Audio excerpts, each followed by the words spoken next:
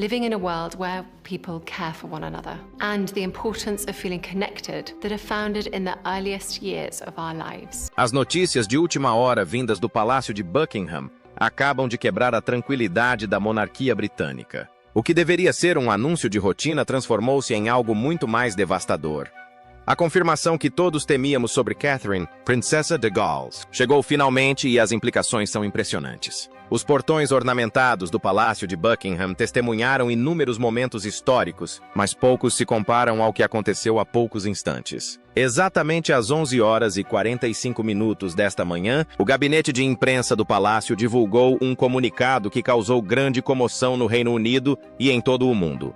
As palavras, cuidadosamente elaboradas, mas devastadoramente claras, confirmaram o que muitos temiam, mas também esperavam que não. Catherine, Princesa de Gales, a mulher que se tornou a própria personificação da graciosidade e resiliência da realeza moderna, enfrenta uma batalha muito mais séria do que qualquer pessoa tinha admitido publicamente. A declaração, divulgada pelos canais oficiais e imediatamente repercutida por todos os principais órgãos de comunicação social, revelou que o estado de saúde de Catherine tomou um rumo inesperado e profundamente preocupante.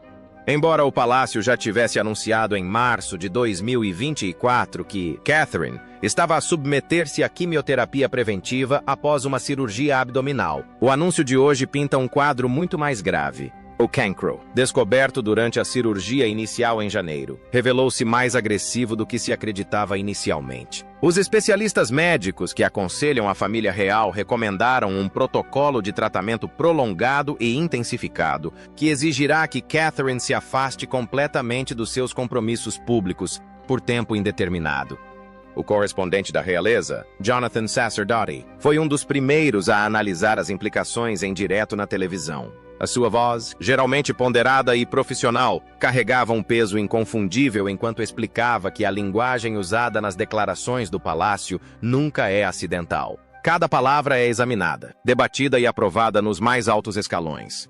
Quando o palácio utiliza termos como tratamento prolongado e período indefinido, está a sinalizar algo muito mais grave do que um revés temporário. Não se trata de tirar alguns meses de férias para recuperar de procedimentos de rotina. Trata-se de uma mulher com pouco mais de 40 anos que luta pela vida enquanto tenta proteger os seus 3 filhos pequenos do horror do que a sua mãe está a enfrentar.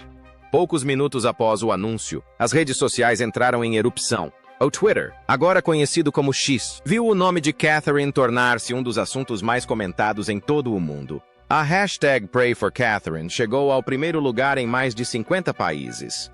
As publicações no Instagram de contas de fãs da realeza alcançaram milhões de visualizações na primeira hora. Mas, para além do frenesim nas redes sociais, algo mais profundo estava a acontecer. Pessoas que nunca se tinham preocupado particularmente com a monarquia viram-se comovidas pela tragédia que se desenrolava. Eis uma mulher que fizera tudo bem, que se dedicara ao serviço público, que criara os filhos com uma normalidade notável apesar das circunstâncias extraordinárias, enfrentando agora o pior pesadelo de qualquer pai. O timing deste anúncio é particularmente cruel. No mês passado, Catherine fizera o que muitos consideravam um regresso triunfal à vida pública, assistindo à cerimônia do Dia da Memória no cenotáfio. Estava na varanda, impecavelmente vestida de preto, com absoluta compostura. Para o mundo que a observava, parecia estar a recuperar, regressando gradualmente à saúde após um ano difícil. Nos bastidores, porém, desenrolava-se uma realidade bem diferente. Os exames médicos realizados no final de novembro revelaram complicações que ninguém tinha previsto. As células cancerígenas, que os médicos esperavam ter eliminado por completo, mostraram sinais de atividade em áreas que encheram a equipa médica de pavor. Fontes do palácio, que falaram sob anonimato, descreveram um cenário de caos organizado nas horas que antecederam o anúncio de hoje. Os membros mais importantes da família real foram informados ontem à noite, durante reuniões de emergência. O rei Carlos, que ainda enfrenta o diagnóstico de cancro revelado no início deste ano, ficou devastado. O príncipe William, que tem sido o porto seguro de Catherine durante toda esta provação, teve de tomar a decisão final de tornar pública toda a verdade. A alternativa, continuar a manter a fachada de que tudo estava a progredir normalmente, tornou-se insustentável. As realidades médicas têm o poder de nos obrigar a tomar decisões, e a família real foi forçada a fazê-lo da forma mais dolorosa possível. Para compreendermos a dimensão do anúncio de hoje, precisamos de recuar ao início deste pesadelo. O dia 16 de janeiro de 2024 deveria ser um dia como qualquer outro na vida cuidadosamente planeada da princesa de Gales. Em vez disso, marcou o início de uma viagem pelas trevas que Catherine nunca poderia ter imaginado. A cirurgia abdominal planeada, descrita na altura como bem-sucedida e para uma condição não cancerosa, revelou algo muito mais sinistro.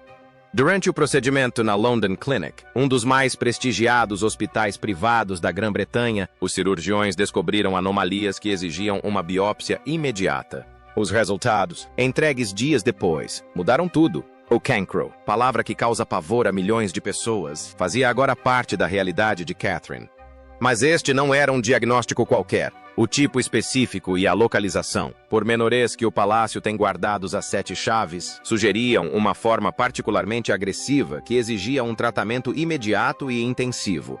Os especialistas médicos, falando de forma geral sobre estes casos, explicam que quando o cancro é descoberto incidentalmente durante uma cirurgia para outros problemas, muitas vezes significa que a doença estava a progredir silenciosamente, sem ser detectada.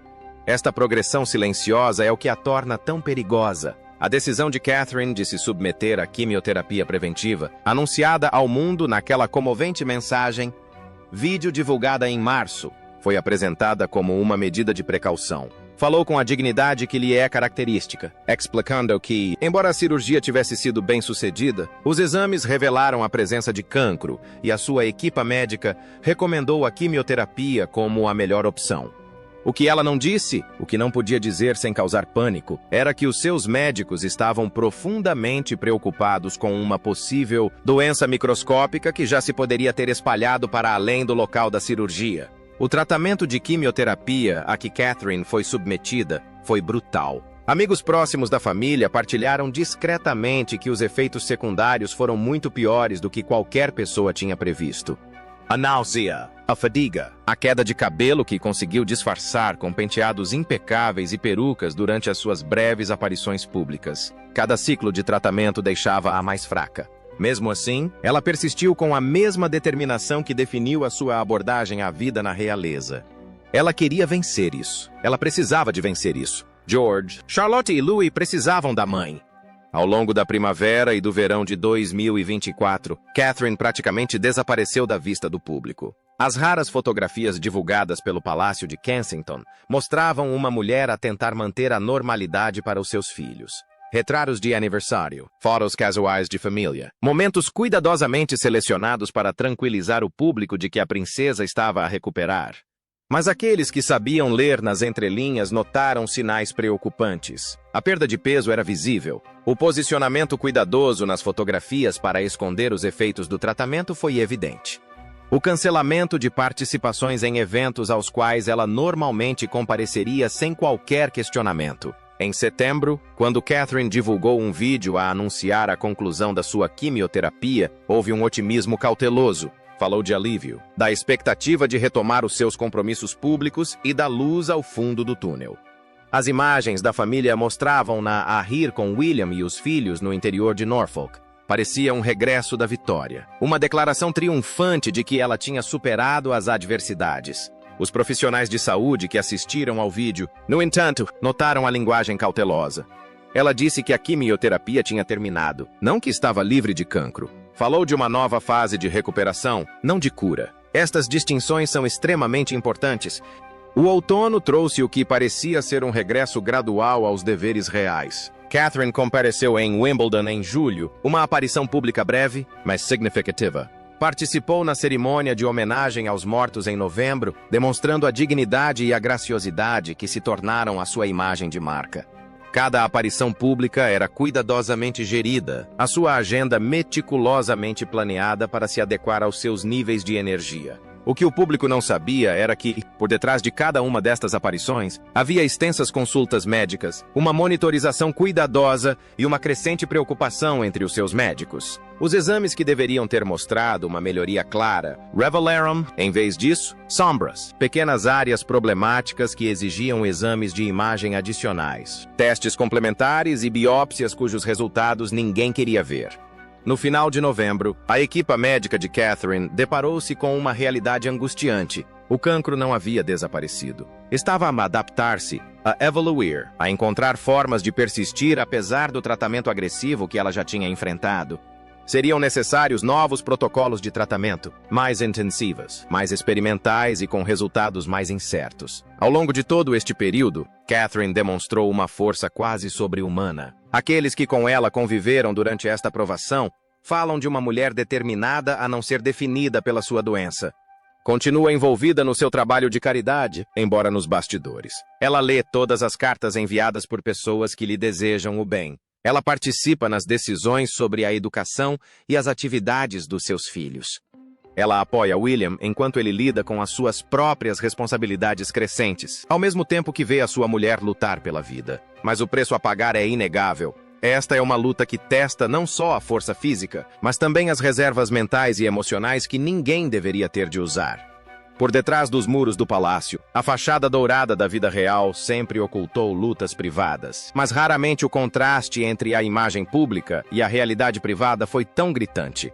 A família real de Gales tem vivido o pior pesadelo de qualquer família, amplificado pelas pressões singulares da sua posição. O príncipe William, futuro rei, viu-se a desempenhar um papel para o qual nenhuma preparação o poderia ter capacitado. O principal cuidador e porto seguro emocional de uma esposa que enfrenta uma doença terminal, enquanto tenta proteger 3 filhos pequenos do horror da condição da mãe. A transformação de William nos últimos 11 meses tem sido simplesmente notável. O príncipe, que antes parecia satisfeito por deixar Catherine tratar de grande parte da organização do dia a dia da família, tornou-se intimamente envolvido em todos os aspectos da vida dos filhos. Rotinas matinais, levá-los à escola, ajudar com os trabalhos de casa, contar histórias antes de dormir. Assumiu estas responsabilidades enquanto, simultaneamente, geria os seus próprios deveres reais cada vez maiores e lidava com a devastação emocional de ver a mulher que ama lutar pela vida.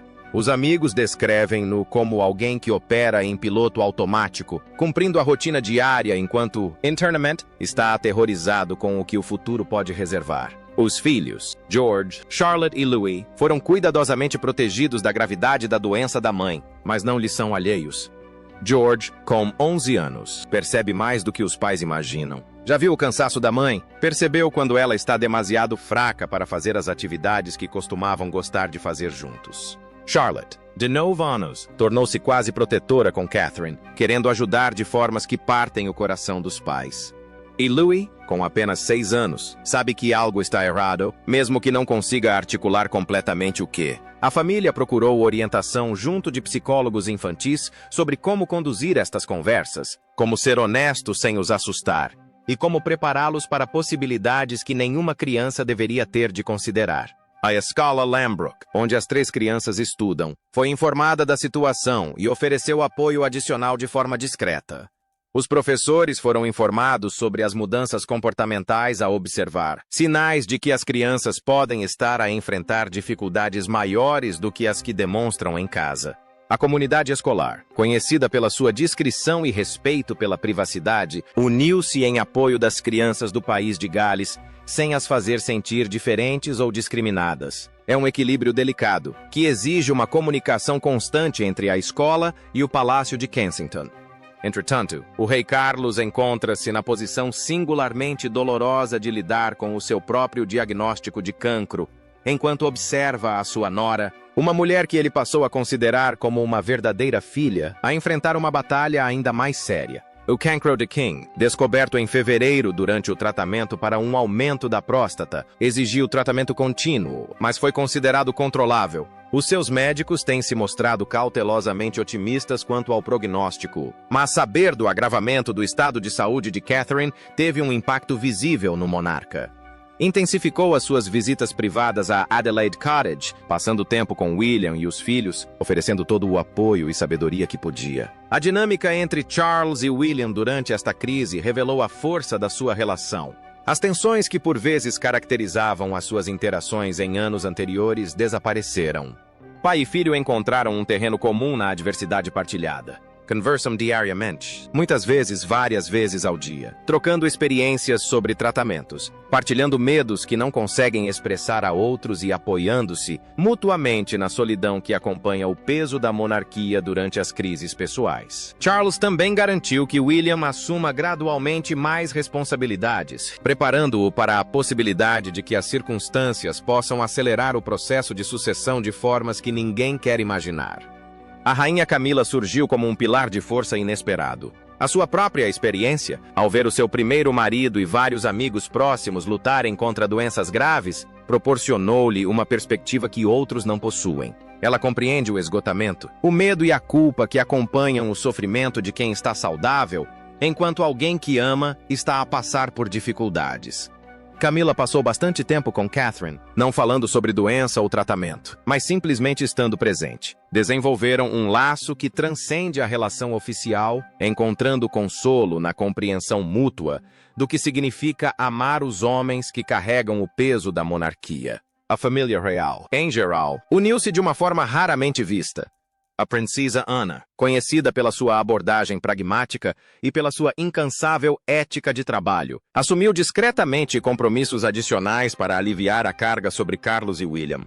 O príncipe Eduardo e Sophie, duque e duquesa de Edimburgo, aumentaram as suas aparições públicas e têm sido particularmente solidários nos bastidores, oferecendo ajuda prática e apoio emocional. Até os primos reais, tradicionalmente mais afastados, entraram em contato, oferecendo toda a assistência possível. Mas talvez o aspecto mais comovente desta crise tenha sido a resposta daqueles que viveram tragédias reais semelhantes. Os paralelismos com as lutas da princesa Diana, embora de natureza diferente, não passaram despercebidos. A determinação de William em proteger Catherine e os seus filhos do circo mediático que consumiu a vida da sua mãe intensificou-se. Assumiu o controle pessoal da divulgação de informações, insistiu na privacidade das suas consultas médicas e deixou claro que os limites em torno da sua família são inegociáveis. O trauma da sua infância influenciou todas as decisões que tomou durante esta crise, para o bem e para o mal. A realidade médica. Para compreendermos realmente a gravidade do anúncio de hoje, devemos analisar a realidade médica que Catherine enfrenta, compreendendo que, embora o palácio não tenha divulgado detalhes específicos, a linguagem e o contexto fornecem pistas significativas. O cancro em mulheres da idade de Catherine, especialmente quando descoberto durante uma cirurgia por problemas aparentemente não relacionados, envolve frequentemente os sistemas ginecológico ou gastrointestinal. A natureza agressiva sugerida pela necessidade de quimioterapia preventiva, seguida de tratamento intensivo prolongado, indica uma doença que se revelou resistente às abordagens terapêuticas iniciais. A Dra. Sarah Mitchell, oncologista no Royal Marsden Hospital, que não tratou Catherine, mas fala de forma geral sobre casos semelhantes. Explica que quando o cancro exige múltiplos protocolos de tratamento, isso sugere um tipo de célula particularmente agressivo ou uma doença que demonstrou capacidade de escapar aos tratamentos iniciais. A quimioterapia moderna é notavelmente eficaz para muitos tipos de cancro, mas alguns tipos de células desenvolvem mecanismos de resistência, aprendendo essencialmente a sobreviver apesar do ambiente tóxico criado pelos medicamentos quimioterapêuticos. Quando isto acontece, os oncologistas têm de recorrer a abordagens alternativas, combinando frequentemente diferentes agentes quimioterapêuticos, acrescentando terapias dirigidas ou considerando opções de imunoterapia. A quimioterapia preventiva que Catherine concluiu consistiu provavelmente em múltiplos ciclos administrados ao longo de vários meses. Cada ciclo envolve a administração de medicamentos potentes, concebidos para eliminar quaisquer células cancerígenas remanescentes, seguida de um período de recuperação em que o corpo recupera as suas forças antes da próxima ronda. Os efeitos secundários: náuseas, fadiga, queda de cabelo, comprometimento do sistema imunitário e aumento do risco de infecções, são bastante desafiantes. Mas o impacto psicológico costuma ser o mais difícil. Saber que o veneno está a correr nas suas veias, matando as células malignas, mas também afetando as saudáveis, e ter a esperança de que está a fazer o suficiente, mas nunca ter a certeza até que os exames de acompanhamento estejam concluídos. Estes exames de seguimento, geralmente realizados a cada 3 meses após o término da quimioterapia, são momentos decisivos. Os doentes aguardam com angústia os resultados que confirmarão a remissão ou revelarão a necessidade de mais tratamento. Para Catherine, os exames realizados no final de novembro revelaram a segunda opção. Os exames de imagem revelaram novas áreas de preocupação ou crescimento em regiões que deveriam estar normais. Esta descoberta tornou necessárias biópsias adicionais para compreender exatamente o que estava a acontecer a nível celular. Os resultados destas biópsias fundamentaram o anúncio de hoje. Quando o cancro reaparece ou se mostra persistente apesar do tratamento inicial, a estratégia muda drasticamente. Os protocolos de quimioterapia de primeira linha são, geralmente, os mais eficazes. Os tratamentos de segunda e terceira linha apresentam, normalmente, taxas de sucesso mais baixas e efeitos secundários mais graves. Os médicos precisam de equilibrar o tratamento agressivo com a qualidade de vida, tendo sempre em mente que o doente não está apenas a lutar contra a doença, mas a tentar manter alguma aparência de normalidade. Para Catherine, isto significa tratamentos que não a incapacitem por completo, mas que também tenham hipóteses reais de sucesso. A equipa médica reunida para cuidar de Catherine representa o culminar da oncologia britânica. Especialistas do Royal Marsden, consultores de outros importantes centros de tratamento oncológico e especialistas em modalidades específicas de tratamento reúnem-se regularmente para analisar o caso dela, debating abordagens, considerando ensaios clínicos e explorando todas as possibilidades. Os médicos pessoais do King's College trabalham em conjunto com a equipa de Catherine para garantir a continuidade do tratamento e a partilha de conhecimentos a partir de ambos os casos. Esta abordagem colaborativa representa o melhor da medicina, mas também sublinha a gravidade da situação. Não se monta uma equipa deste nível para casos simples. A imunoterapia, uma das possíveis vias em estudo, representa um dos avanços mais promissores no tratamento do cancro.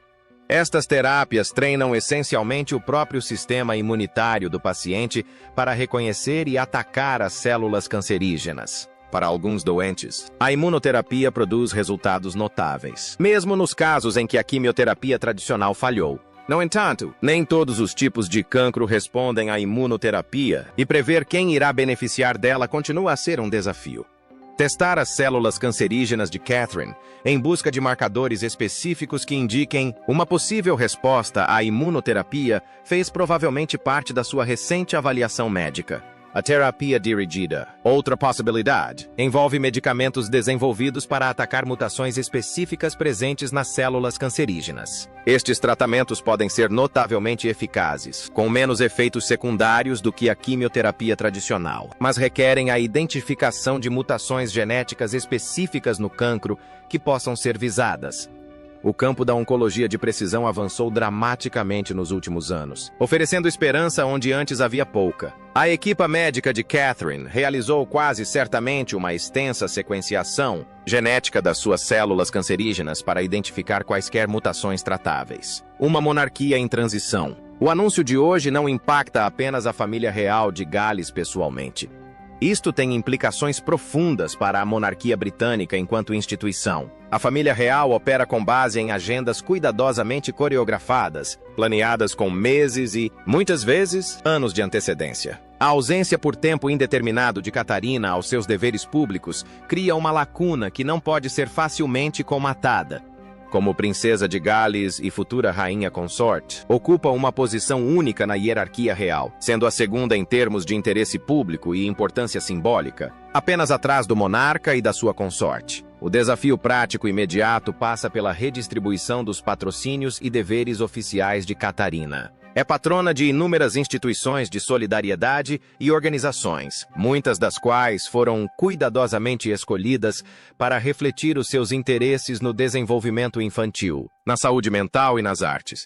Estas organizações dependem do patrocínio real não só pelo prestígio, mas também pelas vantagens na angariação de fundos e pela atenção pública que tais relações proporcionam. Embora Catarina possa permanecer como patrona nominal, a ausência do seu envolvimento ativo cria desafios. Outros membros da realeza podem assumir funções de representação temporárias, mas a ligação pessoal de Catarina a estas causas não pode ser replicada. As ocasiões de Estado representam outra complicação. O calendário da monarquia inclui inúmeros eventos onde se prevê a presença de membros da família real, visitas de Estado, recessões diplomáticas e grandes comemorações nacionais. A participação da Catarina nestes eventos tornou-se esperada e valorizada. A sua ausência será notada e sentida. Embora a rainha Camila possa desempenhar muitas funções cerimoniais, a ausência da geração mais nova, representada por Catarina, cria um desequilíbrio na forma como a monarquia se apresenta à nação e ao mundo. O impacto no papel do príncipe William é talvez o mais significativo. Como futuro rei, já vinha assumindo gradualmente maiores responsabilidades. A doença de Catherine acelera este processo drasticamente. William precisa agora de equilibrar o papel de principal figura pública da família real mais jovem, assumindo os seus deveres e cobrindo alguns dos compromissos de Catherine, mantendo-se simultaneamente presente para a sua mulher e filhos. É uma situação impossível que exige uma triagem constante de prioridades e a aceitação de que algo ficará sempre por fazer. O rei Carlos enfrenta o seu próprio dilema, aos 76 anos, e a lidar com o seu próprio tratamento contra o cancro. Não pode simplesmente aumentar a sua carga de trabalho para compensar a ausência de Catherine. A agenda do monarca já está cuidadosamente calibrada para equilibrar os deveres constitucionais com a necessidade de descanso e recuperação. Adicionar um número significativamente maior de compromissos poderia pôr em risco a sua saúde, mas a instituição exige uma presença real visível. Esta tensão entre as necessidades de saúde pessoal e as exigências institucionais realça questões fundamentais sobre a sustentabilidade do modelo operacional da monarquia moderna. A princesa Ana, a princesa real, vê-se mais uma vez a assumir responsabilidades. Conhecida como a membro da família real mais dedicada, tendo em conta o número de compromissos anuais, Anne tem assumido, discretamente, novas responsabilidades. Mas ela tem 74 anos. Embora sejam notavelmente vigorosos e dedicados, existem limites práticos para o que uma única pessoa pode fazer. O mesmo se aplica ao príncipe Eduardo e à princesa Sophie, que aumentaram a sua visibilidade e carga de trabalho, mas não conseguem, sozinhos, compensar a ausência de dois dos membros mais proeminentes da monarquia. Esta situação reacendeu as discussões sobre a sabedoria do conceito de monarquia Lian que Carlos defende há algum tempo. A ideia, popular na teoria, é que um núcleo mais pequeno de membros da família real em atividade cria uma instituição mais moderna e econômica. Mas a crise atual revela a vulnerabilidade desta abordagem. Quando acontece uma doença ou uma crise pessoal, como inevitavelmente acontece em qualquer família, uma equipe mais pequena tem menos capacidade para absorver o impacto. Não há nenhum membro da família real em exercício pronto para assumir o cargo. Aqueles que poderiam ter desempenhado tais funções foram afastados ou nunca chegaram a ocupar esses cargos. A possibilidade de se tornarem membros ativos da família real, embora não imediata, também merece consideração nas suas implicações constitucionais. A linha de sucessão continua clara. Charles, depois William e, por fim, George. Mas se William tiver de dedicar muito tempo e energia aos cuidados de Catherine e dos filhos, a sua capacidade de se preparar para uma futura realeza ficará comprometida. A formação e o treino necessários para o cargo, o desenvolvimento de relações com os ministros do governo, a compreensão da dinâmica da Commonwealth. Tudo isto exige tempo e dedicação que William cada vez mais não possui. Há também a incômoda questão do planeamento da sucessão, caso os piores cenários se concretizem. Embora ninguém queira contemplar tais possibilidades, a monarquia, enquanto instituição, deve considerar todas as contingências. Se a doença de Catarina se revelar terminal, Guilherme acabará por enfrentar a perspectiva de ser rei solteiro e de criar 3 filhos sozinho. Existem precedentes históricos, mas as expectativas modernas em relação à monarquia diferem bastante das épocas anteriores. O público passou a valorizar a imagem de família estável que Guilherme e Catarina representam. A perda deste estatuto alteraria fundamentalmente o apelo e a relevância da monarquia para as gerações mais jovens. O parlamento e o governo, embora mantenham publicamente uma distância respeitosa em relação aos assuntos de saúde da família real, acompanham a situação de perto nos bastidores. A estabilidade da monarquia é considerada um interesse nacional.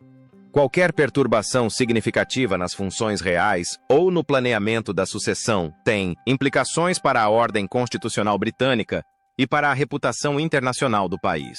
Conversas discretas sobre planos de contingência estão certamente a ocorrer, embora tais discussões nunca sejam reconhecidas publicamente. A opinião pública, essa força volúvel que pode consolidar ou destruir uma monarquia moderna, uniu-se em torno de Catarina de formas que demonstram a sua genuína popularidade.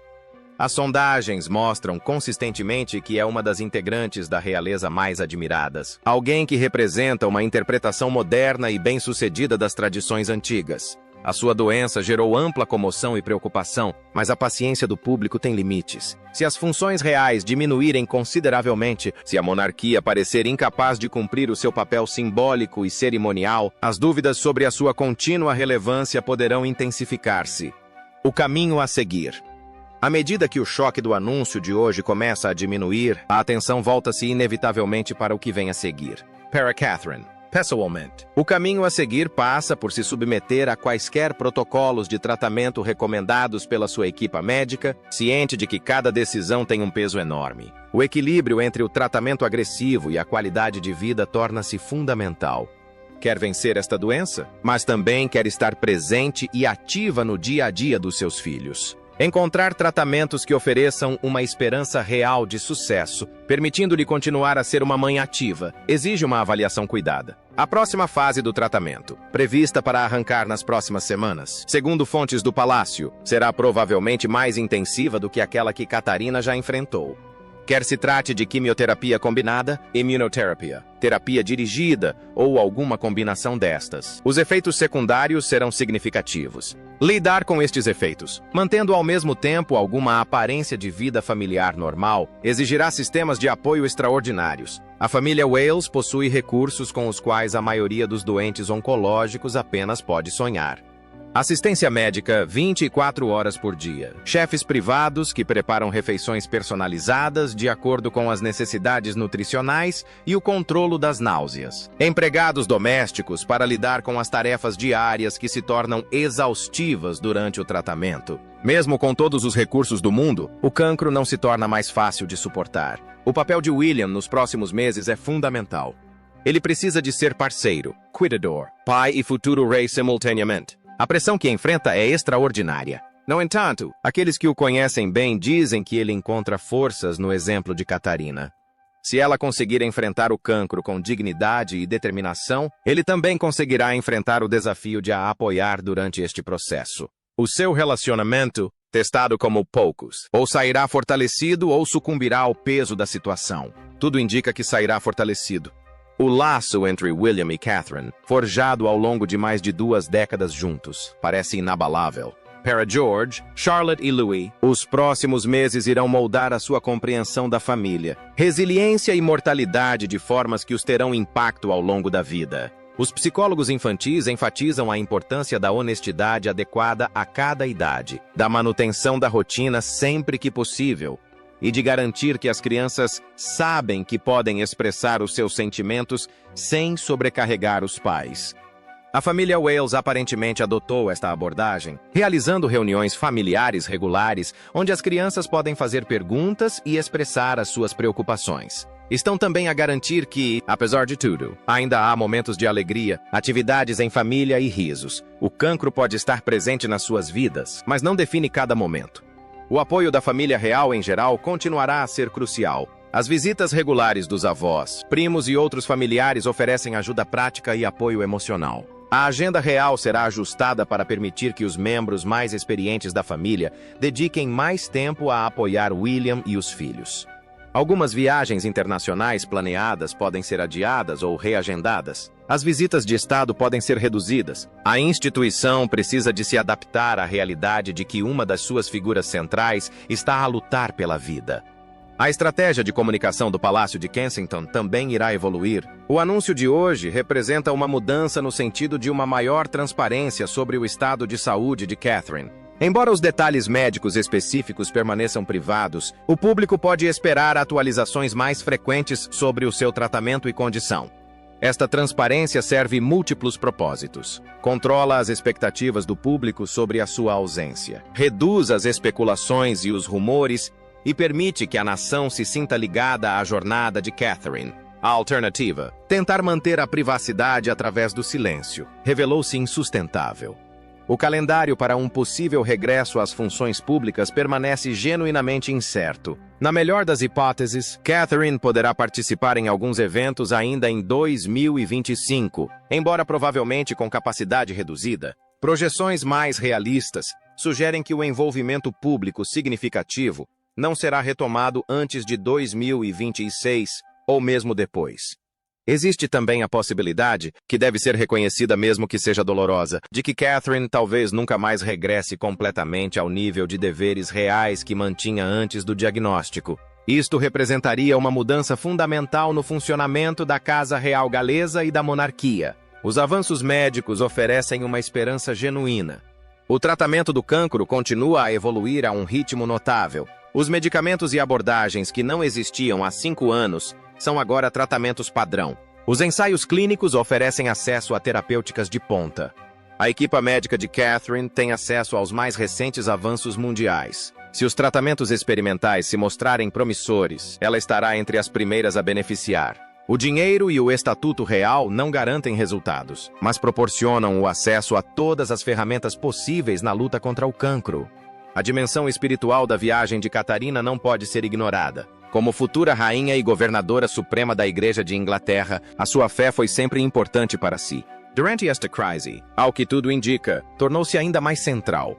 Orações particulares com o clero, encontrar consolo nas escrituras, o apoio de uma comunidade de fé que abrange todo o país. Estes elementos proporcionam um conforto que a medicina por si só não consegue oferecer. Seja a pessoa religiosa ou não, o poder da fé para sustentar as pessoas no meio do sofrimento é inegável.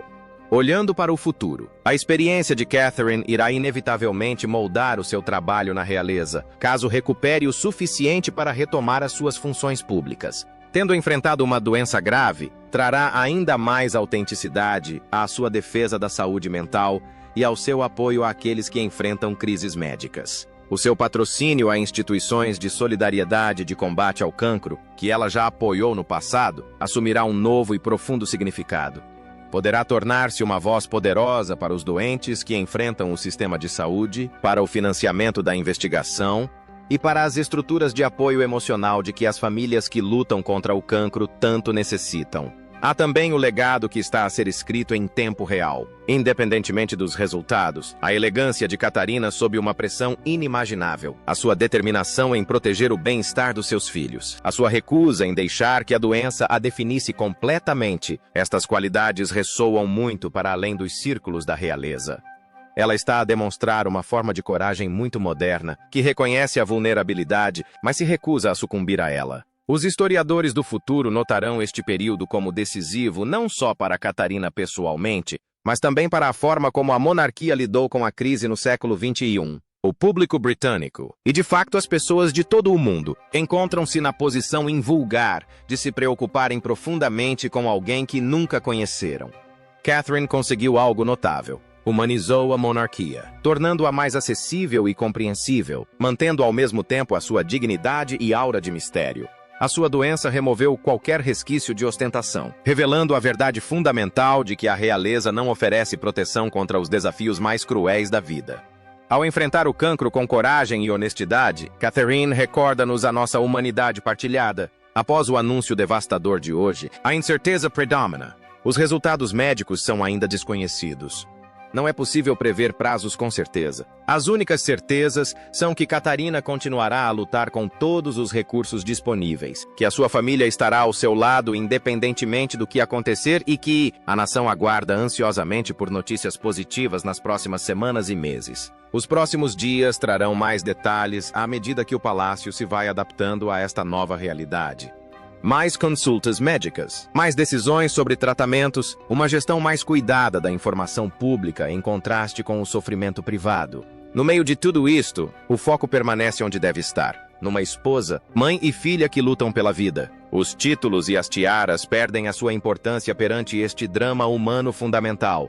O anúncio de hoje do Palácio de Buckingham não marca o fim, mas sim a transição para uma nova fase, mais incerta, da luta de Catherine contra o cancro.